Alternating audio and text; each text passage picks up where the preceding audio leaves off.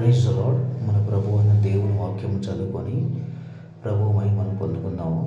దయచేసి పరిశుద్ధ గ్రంథం తీసి నాతో పాటు వాక్యము శ్రద్ధగా చదివి అర్థం చేసుకుందాం. ఫిలిప్పీయులకు రాసిన పత్రిక 4వ అధ్యాయం 4వ వచనము. ఎల్లప్పుడూ ప్రభువునందు ఆనందించుడి, మరలా చెప్పేదను ఆనందించుడి. ఇక్కడ ప్రభువుని దేవుని దాసుడైన పౌలు గారు మనతో చాలా స్పష్టమైన ఒక మంచి మాట చెప్తున్నారు. అది ఏంటి అంటే,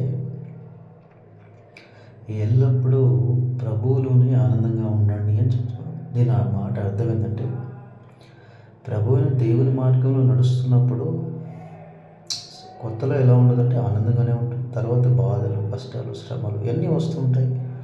మళ్ళీ ఆనందము, సంతోషం మళ్ళీ వస్తాయి. కానీ ఎల్లప్పుడూ దుఃఖము, ఎల్లప్పుడూ బాధ అనేది ఉండదనే విషయం ఆయనకు తెలుసు. అందుకే ఆయన చాలా స్పష్టంగా చెప్పేది ఏంటంటే, ఎల్లప్పుడూ ఖచ్చితంగా ప్రభువునందు ఆనందించుడు అని చెప్తున్నారు. పరిశుద్ధ గ్రంథం నుండి మనం చూస్తే, యోసేపు పోతీఫర్ భార్య వ్యభిచార విషయంలో పాపము చేయడానికి ఆమె అంత ఫోర్స్ చేసినా కానీ సస్యమేర కాదని చెప్పి దేవుని ఆజ్ఞను పాటించడంలో నాకు ఆనందము అని అక్కడి నుంచి పారిపోవడం జరిగింది. కాబట్టి ఇక్కడ మనం యోసేపును చూసి నేర్చుకోవాలి.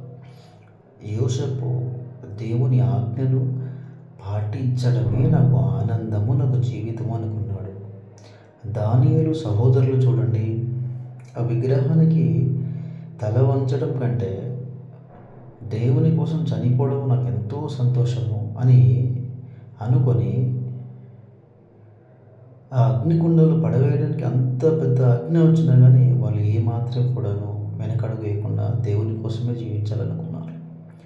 పౌలు గారిని ఖైదు చేసి కాళ్ళకి బోండా కట్టేసి కొట్టినా కానీ రాత్రంతా వాళ్ళు కీర్తనలు పాడుతూ దేవుళ్ళు సంతోషంగా ఉన్నారు.